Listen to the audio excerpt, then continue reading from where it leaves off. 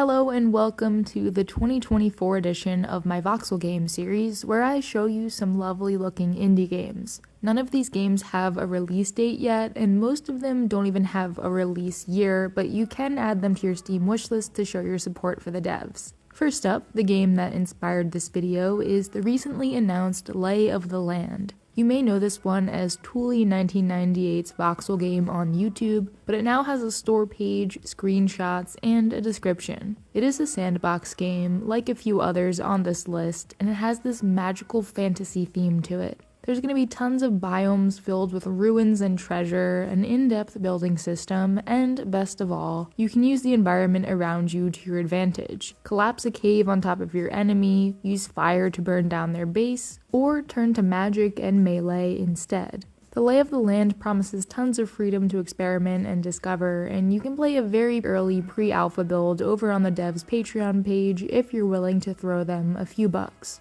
Now, let's dive into the mines of Dwarf Delve, where it's just you, your battle mallet, and endless riches, so long as you can survive the journey back home. I loved the process of mining in Minecraft, never knowing when you'd strike it rich or fall into a pit of lava. This one seems to be about half mining roguelite adventure and half cozy base decorating. The game also has rails and mine carts to help you transport more resources back home, support beams to help you travel deeper underground, and lots of ancient dangers and traps lurking in the shadows. And after a long hard day in the mines, you can relax and unwind in your very own subterranean lair. Sounds wonderful. The release date on Steam is currently listed as 2024, so maybe we'll hear some more soon.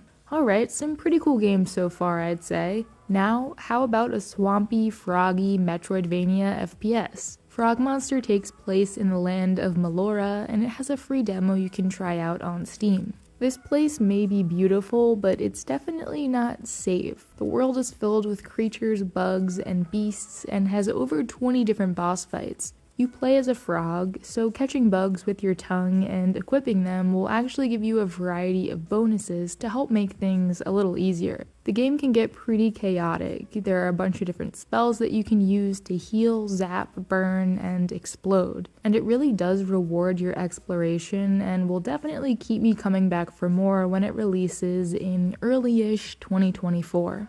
In Voidborne, Voxel Madness, you have these incredible looking voxel arms that you can use to punch various things and get up to all sorts of trouble. This one was just officially announced a few days ago, and it's a fast-paced first-person action game where you explore, fight, and destroy, developing skills and uncovering the secrets of forgotten civilizations. The coolest thing to me has to be all these unusual environments and biomes. The game is set millions of years into the future, long after humans have died off, and left behind powerful artifacts and mysterious places to explore. So you can expect tons of lore and history, quests and story missions, combat, upgrades, and maybe even base building. Voidborne will launch into early access at some point in the future.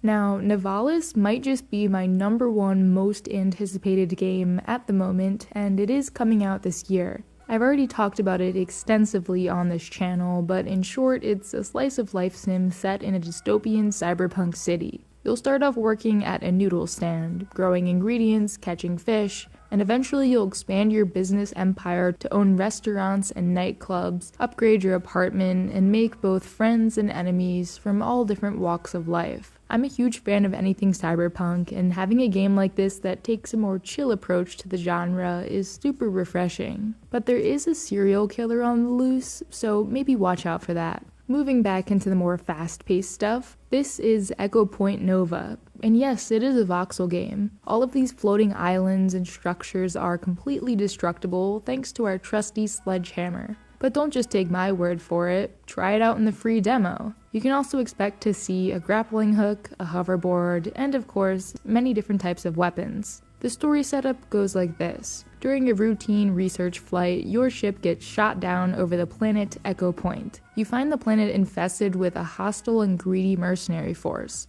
What are they looking for? I don't know, but it's our job to find out. This is sort of an improvement upon the dev's first game, Severed Steel, which was super fun, and based on the demo, Echo Point Nova is shaping up to be even more of a blast. Get it? No release date yet.